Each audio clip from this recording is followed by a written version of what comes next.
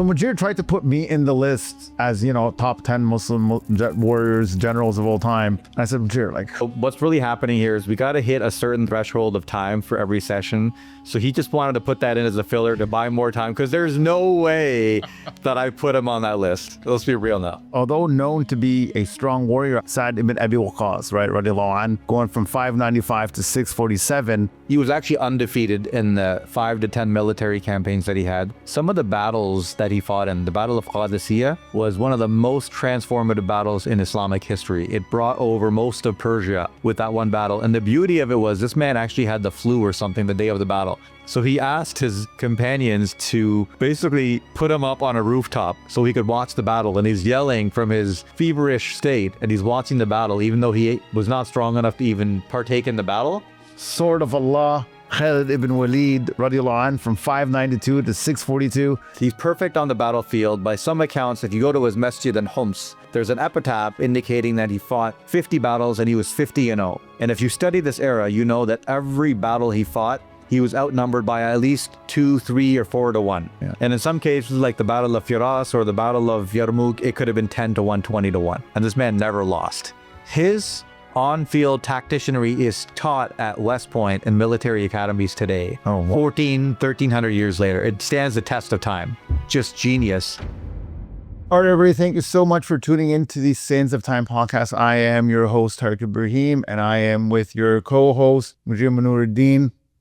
How you doing, man? Alhamdulillah, man. All good. All good. I'm excited. Are you ready for this? Be back? Yeah, I'm always ready. This is big. I love these sessions. This is big. What's not to love about coming up here and nerding on history for half an hour to an hour? There's a fine line between nerding on history and talking about what we got here today, guys. Because what we have here today is some pretty powerful stuff. Let's be real, though. We're definitely nerding on this one. Yeah. So make no mistake. Full disclosure, Mujir and I have been geeking out for about a week, if not 2 weeks, on today's presentation. So we have a really, really cool thing today where we're going to talk about the top 10 generals of all time, Muslim generals, right? So this is going to be, without getting too much into it, this is going to be one of those episodes where we're expecting you guys to give us some feedback that, yeah, you agree with us, or more like, no, Tarek, Mujir, you guys got it way wrong. Where's my guy number? So and so. So we're looking for some fun here. Well, look, the beauty of this list is that it's not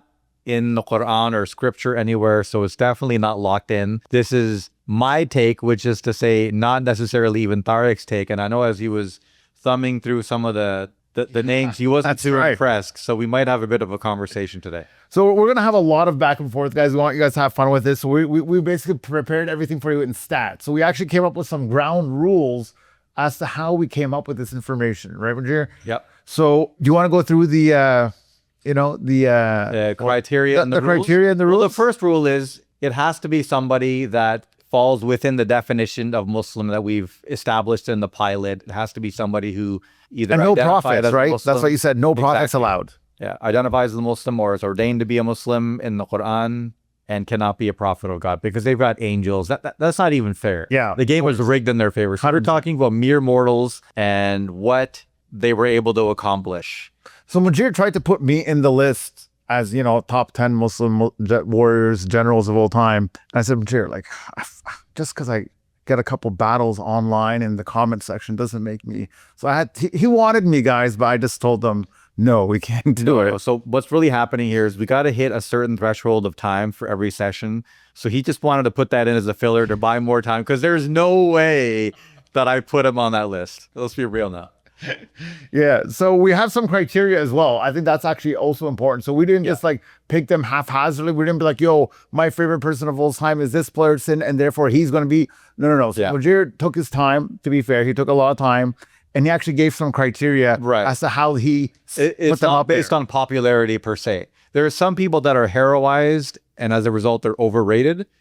The criteria that we were looking at was which general displayed the best on-field prowess while shaping Islamic identity in some ways. Like who is the general that did such a great job on the battlefield that they were able to impact how we think about ourselves as Muslims today? So that's really the definition. Long lasting. Yeah, impact, because there could be a guy that pulled off something amazing, but it was ultimately maybe a Pyrrhic victory that didn't really pan out into anything. So we wanted to account for all those things. So I'll quickly walk through the criteria. It is basically marked out of 100. And so we gave 35 basis points for record on the battlefield. In other words, how undefeatable were you on the battlefield? How much fear did you strike into your opponents? Your record, how impeccable was it? That's out of 35. The next is how innovative and genius was your tactical base and repertoire? Were you a savant that just knew how to get around the battlefield and how to win the day and position your troops in a certain way that brings about a victory? Or were you somebody that was the beneficiary of the next criteria, which is strategy? So generals, this is where we differentiate between them and kings. A general actually doesn't buy the ingredients. They just cook the meal, or so to speak. Usually a king or a governor is the one that is assembling the army, making sure that they're well equipped, making sure that the logistics and the supply lines are all in tow. So that's actually a conversation for another day. We actually do want to have a conversation about the top 10 rulers in Islamic history, where strategy would feature in more prominently.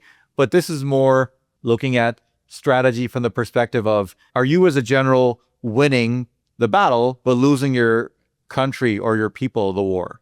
So we are giving some part marks for that, 15, but not as much as on-field tacticianry. The next one is leadership. Are you able to inspire men and women into doing something that in the absence of you, they simply could not have done? We're going to give 15 marks for that. We call that Tariqness. Tariqness, the it factor. It's the it factor. That's right. With that. And the final is impact. How did this general feature into current Islamic identity and how we see ourselves by their conquests and their accomplishments? You guys ready? So we're going to start off with Number I think 10. everybody's ready. Well, Right. before that, let's be fair to the people that didn't make the list. So we got a few honorable mentions here. Did you want to do that now? Because then they won't know they're on the list, right? So then if you made them here, you know, they're not going to know. But if you put the number 10 now, Okay, I like your. you know what I'm saying? You put number 10 now, they're going to keep waiting for their guy that who might never show up. who might never show like up. that. You know what I mean? Let's That's guys, I told you this is a show. This is the Tarek show. I like it. All right.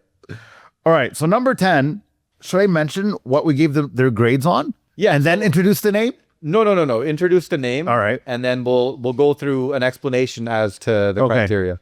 So, ladies and gentlemen, we have here number 10, Barbarossa. Now he was from 1478 to 1546. Also known as Khairuddin Pasha. Now, I think it's really important for you guys to know that this individual here actually has a show that you can watch that was made in Turkey about his life. So it's actually really, really cool that some of these people, you can actually watch a whole series to get kind of a more feel for the guy, because Mujir put him as number 10 and we went back and forth a little bit on it. And I said, fine, he can be number 10, because there's one thing that this guy did that I thought was absolutely incredible.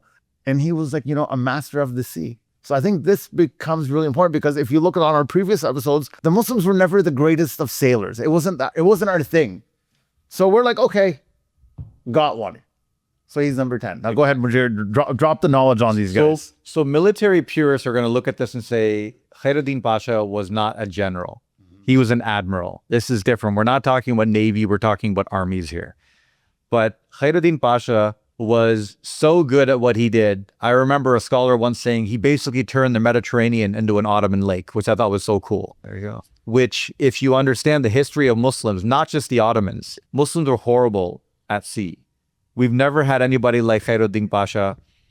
In fact, Sayyidina Umar al-Khattab, the second Khalif of Islam, Umar I, did not want anybody Going in the water. to be in the water.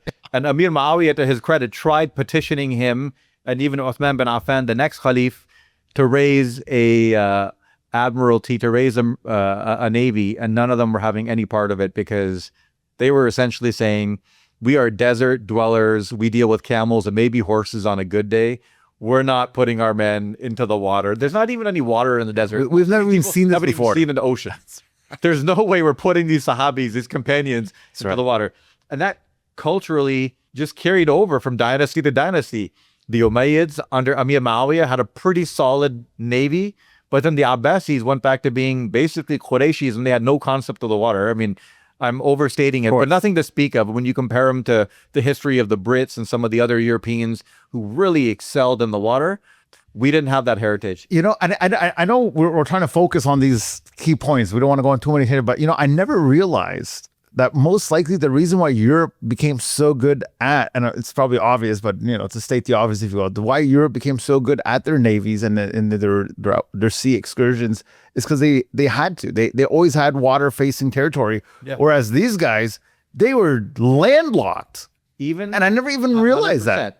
Fast forward to the Crusader era, even when Salahuddin was able to reconquer Al-Quds and most of historic Palestine, Acre, Akka, Jaffa, that entire strip stayed in Crusader hands for a few centuries. Because they were port cities right by the water, they always had a navy that could defend it. Right. So this is right. It's a thing. Always been a thing that the Europeans have excelled at. So looking at it from a overarching perspective historically, this man deserves to be on the list because he was really one of a kind. You don't get any pushback from me on this guy. This guy's a hero. Two different sultans under Salim al-Awwal, Salim the First, otherwise known as Salim the Resolute, ruled from 1512 to 1520 and actually expanded the Ottoman realm by about 60-70%. So one of the most expansive emperors in Ottoman history. And his son, the fabled Suleiman the Magnificent al-Qanuni. So he served under two legendary sultans of the Ottoman tent, or so to speak. So we're going to give him his flowers at number 10, even though the purists are not going to be happy with this. It is what it is. Hey, he's like one of the few, so it's okay. Don't guys, let's be fair. We got to be fair. Should I go into number 9? Number 9 is Muhammad bin Qasim, and he led from 695 to 715. And his claim to fame, and obviously Mujir is going to give his 2 cents on his claim to fame, but I think it's very obvious what his claim to fame was, is that he got the entire Indian peninsula under Islam. Like, hey. Not the entire, but he got a good chunk of it, and he's known as the one that brought Sind into the fold. So he's the first instance of Muslim conquest in the subcontinent. So that's probably why he's so well known among Desis as this great conqueror, but sometimes other Muslims don't know so much about him because he was so young. And that's ultimately why, although his accomplishments were pretty monumental in terms of the impact they had long-term, all of the Muslims in India and Pakistan are really a testament to his conquest to a certain extent. He's not higher on this list because he didn't have the longevity. He was a pretty young guy. And unfortunately, at a very young age, after his resounding success early on, due to political reasons, and Suleiman bin Abdul Malik back home in Damascus taking over from al-Walid ibn Abdul Malik. And as we talked about in an earlier episode, Suleiman was not a fan of anything to do with Walid. He saw Muhammad bin Qasim as one of Walid's guys through Hajjaj, and by many accounts, he tortured and had him killed. So this poor general, although legendary in a very short stint, accomplished so much. The fact that he doesn't have more of a resume in terms of longevity, it has to count against him. Fair or not, it is what it is. I would also like to point out here that we're giving you historically accurate information here, guys. So it may not be the most popular information that you may have heard. Our reasons for downgrading or upgrading may not be what you jive with at home, but you know what? This is our show. Yeah, and when you look at him, let's start going through the criteria. Yeah. His record was solid. He didn't have any major setbacks, but he also didn't have to fight a broad-based career of a number of different campaigns. He had a few battles, and at the tender age of 25, he was called back and he was executed. That's why his record is not going to get the full 35 marks, because he simply didn't have the longevity to prove that he was undefeated, or so to speak. His tactical prowess was strong, but again, he didn't have the ability to prove it over too many battles. And nothing in any of his battles was truly revolutionary. He kind of towed the usual line, but he did it very well as a technician. Strategy, he wasn't the one cooking. He wasn't the one assembling the ingredients. To his credit, that was actually Hajjaj bin Yusuf, who was the governor, sending him off. And Muhammad bin Qasim actually was a relative of Hajjaj. By most reports, he was actually his nephew. So Hajjaj was actually the one that put him up to it and provided all the ingredients for the cake. Leadership, I mean, he's a very revolutionary man. He was able to do what nobody before him had done, so he deserves a lot of credit for that. but he was still very young and didn't have too much of a sample size. So we give him good marks, 12 out of 15. Impact is 9 out of 10. It was good impact, but it was short-lived. So he lands here at 80 out of 100, which I think for such a young career is an outstanding mark. I'm going to give you okay on this one as well. So this one, I'm still good. So far, we agree. We're good. Now, the next one, I fundamentally disagree with you completely for some biased reasons. Okay. And for mostly biased reasons, to be honest. But a hero nonetheless, the great, incredible, amazing Tariq ibn Ziyad. You got him here at number 8 and, lived roughly from around 715 AD. We actually don't know what his true birth is. That's the issue. That's all what these guys happened. were so young. Tariq bin Ziyad, Muhammad bin Qasim. Young guy. They were all of the same cohort. They were, to his credit, I know we've had a love fest with Hajjaj in the past, one of our episodes. But of all the Ammus, I want to talk about the good things he did. He does deserve credit for these campaigns. He put Tariq bin Ziyad up to it. He put Muhammad bin Qasim up to it. So he was very effective in that way. Tariq bin Ziyad is another example of a short-lived bout of greatness. Tariq bin Ziyad at the Battle of Guadalete was probably one of the most iconic upsets in world history. This man literally landed on shore, the Iberian Peninsula, with a handful of men. We're not talking even a critical mass of an army. It's a very small band, maybe 10,000 people. And he literally annihilated the entire opposing empire. And he, with that victory, which was a one-shot, one-kill, was able to open up most of the empire. So while he doesn't have this 35-1 or 35-2 record like a Muhammad Ali or Mike Tyson, the few battles that he did have were outsized in their impact. That's why he's on the list. And if you look at number 15, if you look at leadership, we gave him 15 out of 15. Those are the full marks that very few people on this list got, because this man landed in the Iberian Peninsula, young guy with no proven track record. It's one thing for Coach K or Bill Belichick to tell you to believe in the game plan. It's quite another for a rookie to show up and be like, guys, we just burned all the ships, so if you guys die, it's going to be today. Yeah, absolutely. And there's no turning back. That could have been an extremely disastrous situation, but he inspired his people to quite literally pull off the impossible. So he deserves to be on this list. He just doesn't have the longevity to have us push him higher.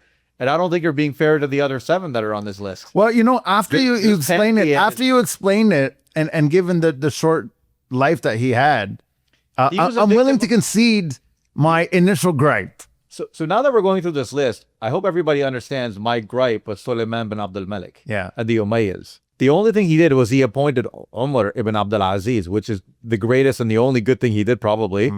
But other than that, he literally vindictively just pulled back so many legendary generals that were among the greatest in our history. We didn't even have some people that did amazing things in Umayyad history make this list because he cut them off so short, even though they were conquering North Africa and doing other things. So that's my beef with Sulaiman, but it is what it is, as we say. And Tariq bin Ziyad is still making the top 10 list of a incredible cadre of generals in Islamic history. And we gave him an 82 out of 100. I think that's important.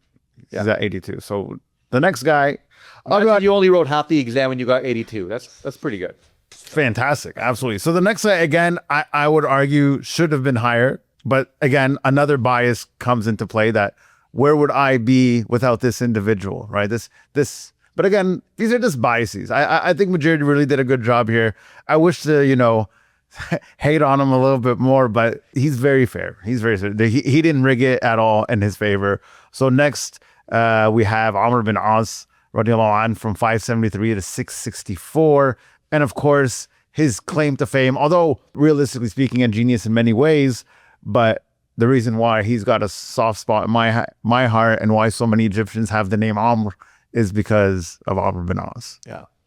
The legendary man, the Sahabi, the companion of the Prophet, Sallallahu Alaihi Wasallam. In all honesty, if you look at accomplishments, yes, conquering Egypt was tremendous, and he was a very capable on-field general. And in fact, he showed that even in the earlier campaigns against Imam Ali, he fought with Muawiyah. And he deeply regretted that later on. There's a whole history to that. I believe there's a recorded instance from a number of different reports where he deeply was introspective about some of the things that he had done. So he's a deeply spiritual, very respectable man. May Allah be pleased with him. Radiyallahu ta'ala an.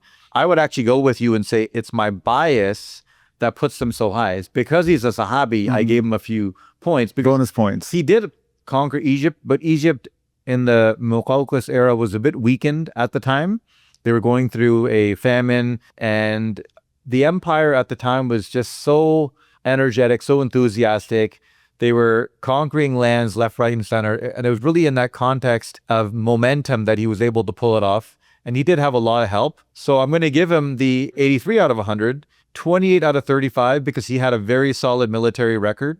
He didn't have any major setbacks. He had a very good army. And let's be honest, when you have an army of Sahabas, that's a bit of a handicap. For those guys, they would rather die than win. Absolutely. Yeah, that's right. So, for sure. You got to pack alliance. There's some unfair advantages here, to be honest. This is the same reason this is almost why we singled out the Prophet. That's right. Same thing with the Sahabis. Yeah. But we got to put them on the list because they were so foundational in shaping our identity today. No, it's fair. At the end of the day, they weren't prophets, and that was the rule. So, yeah. Okay, so they dealt with the Prophet Muhammad Sallallahu Alaihi Wasallam. They were with him. They saw him. They got some of the barakah. Exactly. But they weren't the prophet. So they're here, guys. But because of his fame and his piety, he was known as the Ashtar al-Nas. He was one of the most clever of humans. And that showed time and time again, whether it's on the battlefield, whether it's in diplomacy, he was just a genius of a man. And for that reason, we marked him really high in strategy. Gave him almost part marks, 14 out of 15. And leadership, 14 out of 15. Very near perfect. And his impact is 9, because no matter what you say about how short-lived and how other people featured into his success, you are a byproduct of radiyallahu ta'ala an's accomplishments. So how could you be, guys, imagine if I wasn't here. Like what would this show even be? No, absolutely. So Amr bin Oz, we got him here at number 7. Number 6, I think, is actually a really, really interesting figure, because although known to be a strong warrior, I don't know if many people would actually consider him to be on this list. I actually think this is a controversial character, I would say. But I think you've given a really good layout for it, right? So we have it here at number 6, Sa'd ibn Abi Waqqas, right? Radiallahu an, going from 595 to 647. And why don't you tell us? So this is a situation where you run the metrics on your matrix and somebody just ends up punching much higher than you initially thought. And that's the insight you get from numericizing things. If you look at the numbers, he was actually undefeated in the 5 to 10 military campaigns that he had. Some of the battles that he fought in, the Battle of Qadisiyah, was one of the most transformative battles in Islamic history. It brought over most of Persia with that one battle. And the beauty of it was this man actually had the flu or something the day of the battle. So he asked his companions to basically put him up on a rooftop so he could watch the battle. And he's yelling from his feverish state, and he's watching the battle, even though he was not strong enough to even partake in the battle. So he's not known necessarily for his on-field warrior brilliance. He's not necessarily the greatest hand-to-hand combat guide, but his ability to turn the probabilities in situations like Qadisiyah, where he, by all probabilities, should have lost, because the Muslim army was outnumbered by the Sassanids by almost 10 to 1. There's always varying numbers. You look at some of the classical sources, they say it was something like 20, 30,000 Muslims, 180,000, 200,000 Persians. Modern historians have started to say, no, well, it doesn't make sense to raise that much, because that's not the way that generals and kings look at logistics. They go, how big is the other army? We'll beat them by 2x. You don't 5x or 10x. So there's a lot of revisionism. We don't know. What we do know is that they were badly outnumbered, and it was not supposed to go this way. And the man didn't lose many battles. So the few battles that he did fight in were extremely transformative. Most of the Sassanid Empire falling is a testament to this man. So when you run the numbers, his record, although not necessarily the longest repertoire of battles, is 30 out of 35. His tactics, good enough to win. And that's not even a high mark. That's under 80%. But giving him 19 out of 25 because he was good enough to win these crazy battles. His strategy was 11 out of 15. So I'm not being unfair to him. He wasn't the one even cooking the ingredient. I keep saying that. He wasn't the one assembling the ingredients. He wasn't in charge of governorship or khilafah. He was actually just showing up to the battlefield. So we're docking him marks there, but you look at his leadership, he was a Sahaba, he was a companion of the Prophet. Who could be a better leader than him? No to argument. inspire people. Yeah. And his impact, you could argue that is higher than that at 10, but we'll put it at 9 because, again, he didn't do it over 50 battles. He did it over 5 or 10, and you end up with 85 out of 100. You know, I'm coming to a conclusion that you just might be an ageist. You're just hating on the young people. That's what it seems like. All the young guys that did so much for, you know, maybe this list should be upside down. You know what I mean? Maybe the top 10 should be the top 5. But then when you look at the top 5, well, look at the criteria. There's no We're way. measuring for impact long term. That's right. How can a person that's done it for 5 or 10 battles have the same impact as somebody that did it over 30, 40, 50 battles? No, absolutely. That's the point that we're trying to get. No, for sure. And I think and then when you hear our top 1, 2, 3, 4s, it becomes very obvious. So these are the top, the 10 through 6 were guys that we had to honor and give them their flowers. The top 5 are ones that I get really geeked about. And these are just total legends. And honestly, it could go any way. You could have 5 at 3 or blah, blah, however you want to do it. But you'll see what we mean as we go through this. No, but you know what? I appreciate number 5 a lot because I think number 5 is an unsung hero. And I'm a big fan of the underdog, or let alone the unknown. The unknown. You know what I mean? And the unknown for now, number 5, you know, punching his way up here on number 5 is Baybars. And again, Baybars is probably somebody you guys don't even know. So Mujir is going to give us more than 10 seconds on these individuals because now we're really talking about some giant leaders. His run was from 1227 to 1277. And he's huge for so many reasons. But one thing that really, really important is that without him, there is a question. Maybe I'm overselling the question here, but there's a question for sure is, would we even be here? You tell me. Yeah, and the fact that question is not known by more people tells you all you need to know about how underrated he is. People don't even realize that this man was instrumental in fending off Islam from an active genocide. I know we use that word a lot now, but there's no question that the people that he was fighting against in the 13th century were genocidal when it came to Muslims. They were seeking us out, and they were just trying to figure out how they can maximally nuke the most of us possible. So Baybars, we're going to have an entire episode dedicated towards the Mamluk dynasty to which he belonged and featured very prominently within.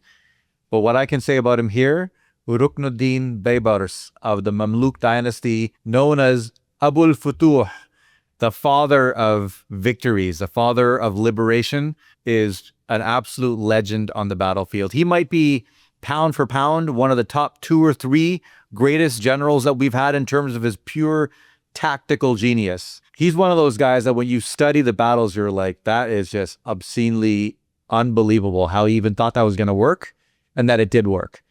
Oh, wow. And time again, he saw himself as a defender of the realm. And to contextualize him, he existed in the 13th century, which people love to hate on the 20th century for Muslims because we really got crapped all over. Just to put it, we got handed.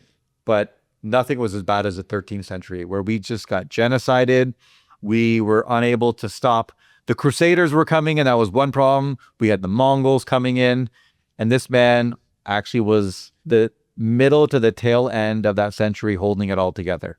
Ruknuddin Baybars Abul Futuh. At the Battle of Ain Jalut, which is probably, at the Battle of Ain Jalut in 1260, which is probably the most consequential battle in the middle of Islamic history in terms of its existential impact, he was the architect. He was the battlefield general. Although he wasn't the Sultan, Qutuz was the Sultan at the time. Ruknuddin was the one that came up with the battlefield strategy. And you could actually spend an entire episode just talking about the genius of that day. He basically, through his strategy, goaded the Mongols to chasing his men down a hill, making it look like he had less men than he did.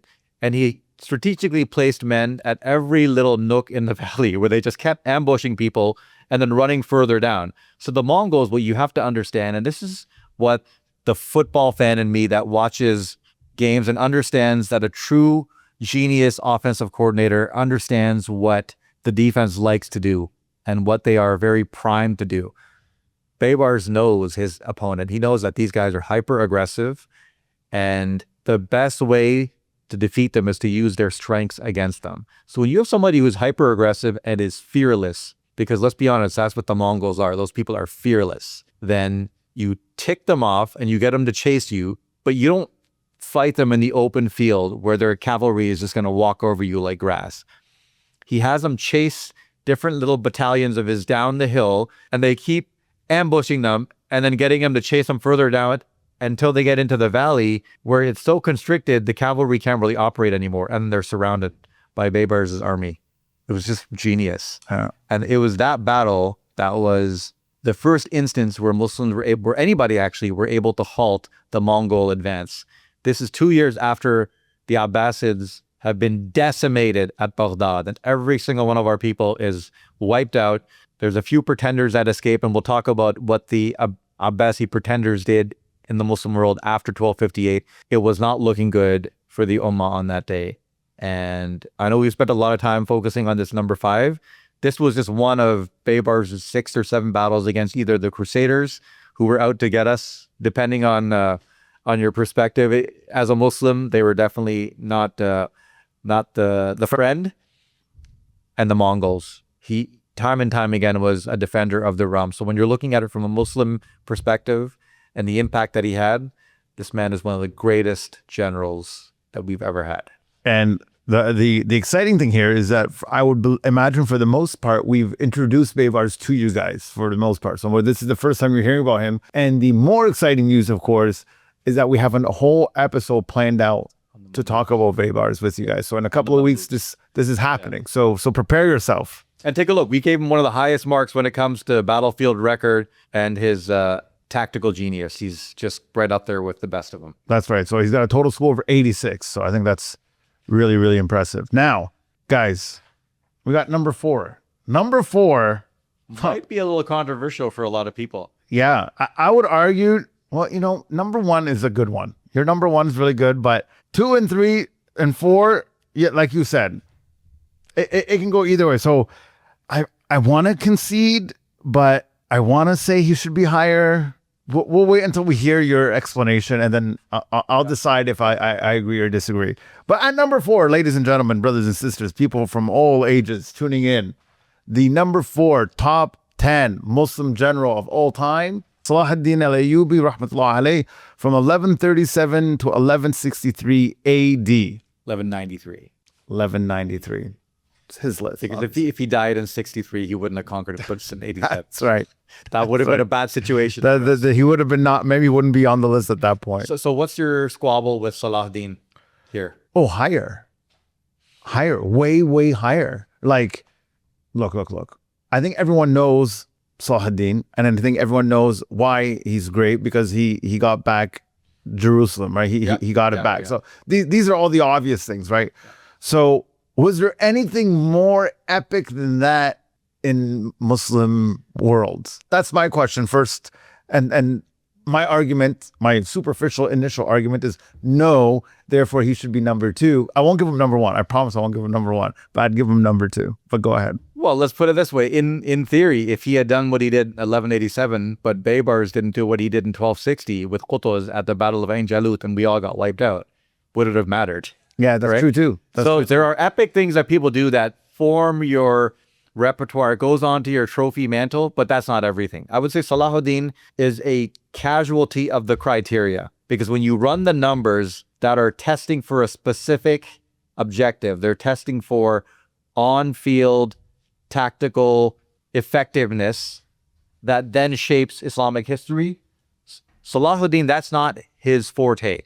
Salahuddin, you will never find a bigger fan of Salahuddin than me right here. Okay, so this is not meant to be a popularity contest. It's not meant to test somebody's fame. It's not meant by any stretch to test their standing in Islamic history or what God probably thinks about them, if I can be so presumptuous as to say that. This is testing for tactical on-field brilliance. Salahuddin, what a lot of people don't realize is he had a few catastrophic losses on the battlefield, and he was actually, by most historians' records, 0-3 against Richard the Lionheart and the Crusaders after he conquered Al-Quds. So from a pure military record perspective, we had to give him a 28 out of 35. Now, what he gives up in tactical perfection on the battlefield, he gains back as a strategic savant. He's probably the greatest Muslim strategist of all time. You could definitely make an argument. He always finds a way to lose the battle but win the war. All those failed campaigns against the Crusaders from 1187 to 93 did not give up Jerusalem. It did not give up Syria. It did not give up the strategic Egypt. He still won the war every time because he was a classic bend, not break defense. Like, listen, I'll give you this, I'll give you that, but you're not taking my prize. You're not going to win the game. And he was a genius at knowing when not to stretch his supply line so you couldn't goad him into beating you in a battle that actually lost you the war. No one was going to out-chess Salahuddin. He was playing 3D chess and everybody else was playing checkers. That's Salahuddin. So he got a 15 out of 15 in strategy. Leadership, there's no greater legend when it comes to leadership than Salahuddin. There's no greater impactful person than Salahuddin. So we gave him 10 out of 10.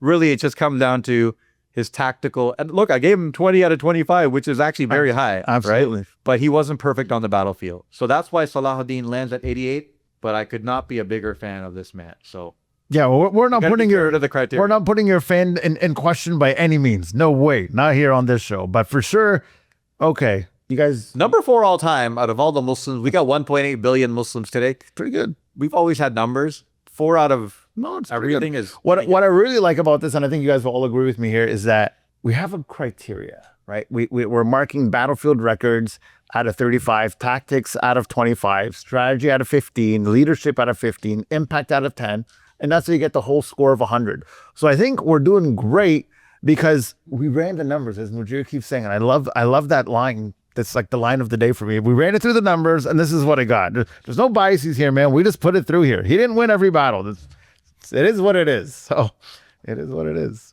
Okay, number 3. Number 3, I don't think, I actually wonder. I think most historians will know him, but I feel that he doesn't get the same fare just because he is from the Ottoman period. I don't know if his, I feel that most people, when they're looking at Muslim history, it's generation 1, generation 2, generation 3. The end. You know what I mean? They're not going. He was later within the classical period. Right? Yeah. So that's why it's great that you brought him up, because I 100% agree that this is a brilliant individual. And this is Mehmed II, or as our dear friend Mujir likes to call him, Mehmed the Great. So Mark, why don't you just walk us through this scorecard here? Well, he's the conqueror of Constantinople. He is the winner of the vast majority of battles that he ever fought, and he fought campaign after campaign. So his sample size in terms of the campaigns that he fought is enormous. He was always campaigning somewhere. The setbacks that he did have were usually not on the battlefield. For example, at the Battle of Belgrade, where he was set back and he almost died, was actually a strategic lapse where he spread his supply lines too thin and he was caught off guard by the counterattack and John Hunyadi, and he lost that day. There was a campaign in Albania that he didn't ultimately net the W, so we kind of hold it against him. But by and large, when people faced him in a pitched battle, you were going home with the L. So that's why we gave him a 33 out of 35. You look at his tactical prowess. The most famous example is the conquest of Constantinople. When, if people understand the geography, you've got the Constantinople or Istanbul, you've got the Golden Horn inside, and you've got Galata over here in the Genovese, and you essentially had a chained link preventing anybody from going into the Bay Area. So historically, Constantinople was, as they called it, impregnable. It was unconquerable because they had siege warfare down to a science. They knew exactly what to throw on you if you were trying to breach the walls. They knew how to keep you out of the water. It was just this unbeatable, unconquerable city until this man found a way to chop down trees under the cover of darkness when nobody was looking, transport his ships from the sea into the bay overnight without anybody realizing that he was doing that. And then in the morning, he had all of his ships in the bay. He was just a genius. And then he pioneered gunpowder in use for military campaigns. He really mastered that. He actually conscripted, I believe it was a Hungarian engineer, to create the first great Turkish bombard that he used at the siege of Constantinople. My people are just lined up today in this show. Right? So, right? So he is, by all accounts, the greatest of the greats. The only reason he's not number one is because when you get to number 1 and 2, you're going to say, okay, fine. That makes sense. That's the only thing saving these people. It's almost as if you want to make this a top one of one every time. Like number one, Muhammad decided, you know, everyone wants to be number one. Yeah. But the reality is, guys, we just can't make everyone number one. Like Exactly. It doesn't work this way. But if you look at this guy's marks, he's got outstanding marks. We gave him near perfect marks, battlefield record, tactical genius. His strategy was very high because unlike many people on this list, he actually is a king. So he's actually got to bring his own ingredients and then bake the cake or cook the He grew food. it, cooked it, and ate it. And you can always judge somebody perhaps best by how their enemies view them. He was called the eagle of Europe by his enemies, by the Europeans. And people don't realize in 1481, he was very close to having conquered Rome. He had overrun the southern part of Italy, and he was about to conquer Rome. And very mysteriously, some people hold that he was poisoned. He died all of a sudden, despite being in very good health, tender age of 49, which, I mean, by today's standards is very young. Super young. And there was no happier moment for the Europeans in the medieval era than when Mehmet the Great rolled over. No kidding. Yeah, that was a great moment. 49. I didn't know he was so young. Like even when I look at the numbers, 1432 to 1481, I thought to myself, young. Yeah. But that young's caught me off guard. Yeah. And again, he is a man that was endorsed by the Prophet ﷺ in the hadith, where the Prophet, peace be upon him, said, لَتُفْتَحَنَّ قِسْطَنْطِنِيَّةٌ وَلَنِعْمَ الْأَمِيرُ أَمِيرِهَا. Constantinople will certainly be liberated, and what an amazing, amazing leader that leader will be. Prophet's stamp of approval. How do you not? It's a debate if he's number 3, number 2, or number 1. But these guys, these are the top. These are the best. These are the heroes. So number 2, Mujir, I don't know what you did here. If there was ever a moment in time, guys, where there could be drama, where there could be outrage, Mujir's number 2 might have earned it. So Mujir, I don't know about outrage, but definitely maybe some controversy. some surprise for sure. So let's do this. How about, instead of me introducing it, walking through it, how about you actually take this one all the way and tell us who is it that ranks at number 2? Okay. Well, if we say number 3, Mehmet the Great is who he is because he was prophesized in a hadith, well, number 2 is where he is because he was in the Quran and he's not a prophet. And that is Dhul Qarnayn, aka Cyrus the Great. So for those of you who don't know, if you haven't watched our episode identifying beyond a reasonable doubt, as far as I'm concerned, that Dhul Qarnayn is Cyrus the Great, please go back and watch that. I think you'll come away with the same understanding that I have, that there's no doubt as to who the man is. And so taking that to its logical inevitability, when you talk about the greatest generals in Islamic history, that man was a Muslim because he's Dhul Qarnayn. And that man, Cyrus the Great, quite literally conquered the entire known world. So how can you have a beef with that man being at the top of the list? And in fact, he should be number 1, if not for the criteria that we have. And it was as Lord Wellington would say, a damn close thing. It was a nail biter, but Cyrus came out at number 2, and look at his marks. The reason he's 33 out of 35, despite gargantuan campaigns where he took over the world 1 or 2 or 3 battles at a time, was by Herodotus' account, he actually lost the last battle that he fought in. So there's some understanding that he could have had some setbacks, but by and large, 33 out of 35, if my kids come home with that grade, I'm super happy. I'm not going to take away their ice cream. Yeah, no, you'll give them ice cream for sure. Tactical genius, 25 out of 25. This man, when he was conquering Babylon, which actually freed the Israelites, he had this genius strategy where he redirected the Euphrates River in such a way that allowed his men to just walk into the city unexpected. And you look at the consequence of that, because he was able to free Babylon, he was able to free Al-Quds, because with Babylonian defeat, Jerusalem fell into the fold, and he was able to rebuild the Haram Sharif, Al-Aqsa, the Temple of Solomon, alayhi salatu wasalam. And the rest, as they say, is history. So There's not a single person in the world that I will concede this man being on this list at number 2. I might accept if somebody says he should be number 1, but let's go through the criteria and compare him to our number 1, in fact, maybe to give people a sense of why number 1 is number 1 and number 2 is number 2. So number 1, and I think everyone will be like, oh, of course, completely forgot about this guy. If you haven't thought who number 1 is, oh, wait. Should we go through the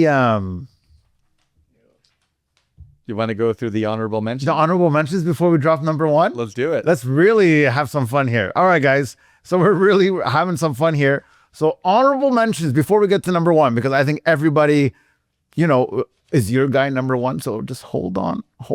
Let's see if your guy's number 1. I don't think your guy is number 1 because I don't know if you guys even know who we got on this list. Where's my, Well, let me start going through. Go ahead. So we got, on the honorable mention list, we got Saifuddin Qutuz, the Mamluk emperor who was instrumental in saving the Muslim Ummah during the middle of the 13th century when you had, as we mentioned earlier, the Crusaders coming in, you had the Mongolians coming in, and he was fundamental in saving the Ummah in that situation. The only reason he's not higher on the list is he was only Sultan for 1 year after taking over, so he didn't have much of a sample size. The next person on this list is Nuruddin Zengi, who is seen as the predecessor to Salahuddin, and he was a great sultan that was the first one to start pushing back on the Crusader conquest and pushes into Islamic territory. But ultimately, he was still maybe one generation away from when things really started getting good, but he deserves credit to be mentioned in this list. And this is a tough list to include people on because when you look at the top 10 that we actually have, this is not a knock against Nuruddin. It's more of a testament to those top 10 that Nuruddin, he's one of the greats, but we just didn't have room for him on the list. Well, let's be fair. If you have Salahuddin, do you still really need that? Well, that's the argument. That's what a lot of people would say is, well, he's risen to fame based on his connection to Salahuddin and being the springboard that created the Salahuddin. Correct. But he singularly as a sultan of his own impact may not be top 10. That's the argument. We also have Abu Ubaidah bin Jarrah radiallahu an.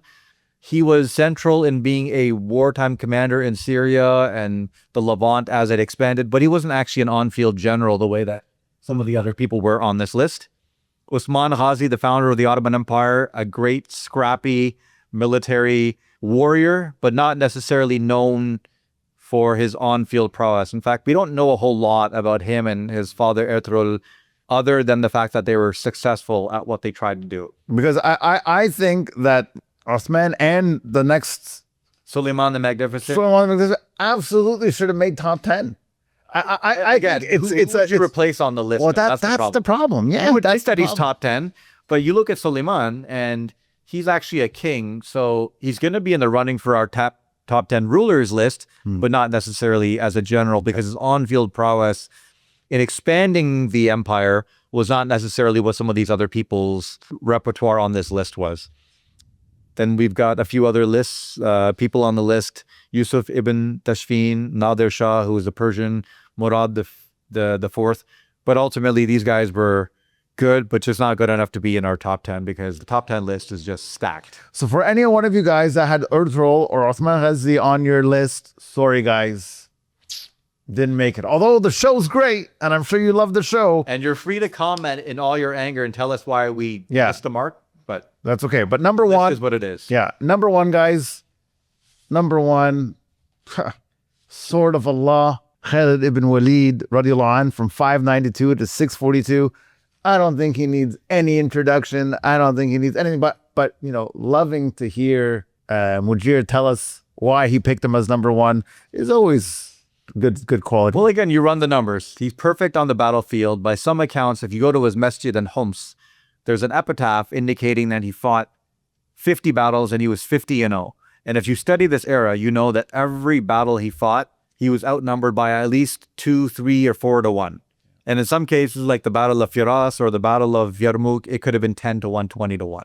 And this man never lost. And there was reports of opposing generals, whether they were princes in the Sassanid Empire or whether they were high-ranking officials on the Byzantine Roman side simply saying, who's the general on the other side? Khalid, we're not going to show up. It's a waste of your time to take up arms against him. That's what happens. Really? That was his reputation. It was They're that like, level. we're out. It was that level. Imagine you got one of your feudal lords being like, Your Excellency, we have an army of 150,000. He's got 10,000 people with 15 goats and camels. Like, we can do this. And you're like, don't even bother. I don't want to kill my 150,000. Imagine that conversation is happening.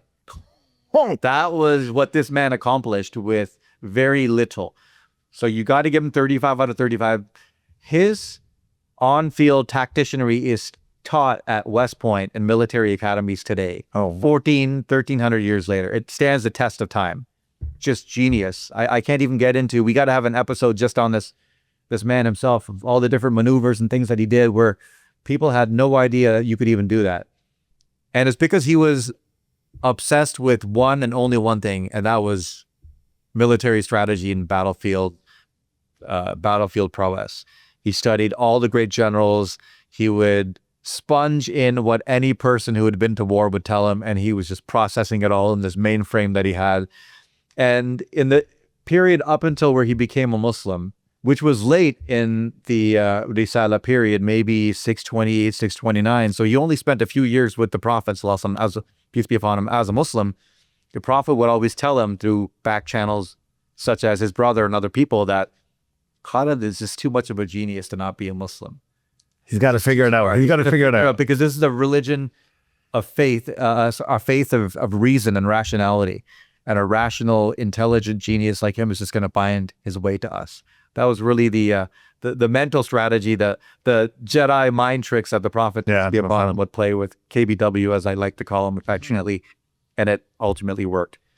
25 for his tactical genius, 13 out of 15 for his strategy, because he wasn't the Khalif. He wasn't the one that was responsible for supply lines, for raising the army, although even in this realm, he pulled off some outstanding maneuvers where he would get people from Iraq all the way into southern Syria in 2.5 weeks by killing camels to eat their meat and then carrying their water. Absolutely. Just there's so many different things. I'm kind of bastardizing the example. That's a complicated example to explain because you don't have enough power to go across and it's too far to go and it's too much to carry. So he would basically water up the camels so they're bloated and then walk with them. And then I think he had intermittent days where he would slaughter some of the camels, eat their meat, but keep their water bags. That's right. And then take them a bit further and then drink the water and then kill the other camels. And that's how this man literally traversed the entire desert. Yeah, that was a huge win, that one. It was a huge win because when he got to the battlefield, the Romans were shocked that they had KBW reinforcing them in southern Syria. It was just unbelievable. And at the speed. They never expected him to be there that quick. Exactly. So it was huge. Yeah, absolutely. So we give him 13 out of 15, but he could have been punching at 14, 15 on that. But you do have to dock him because he's not like Cyrus where he has to think about the entire 360-degree perspective. Leadership, this man would, just being on the battlefield, inspire people to show up. And he was known many, many times to rush head first into battle, which is very unusual for generals, to be on the front lines.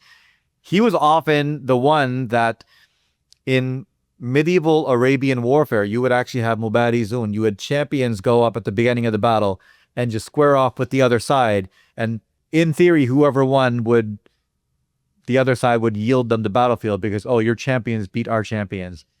Khalid was actually often the one that was being sent forward for the Muslims. So not only was he a brilliant general, the greatest of all time maybe, he was exceptional in hand-to-hand combat where there's times that the other side tried to ambush him 2-1, 3-1, and he beat multiple people. He's like a guy out of a movie.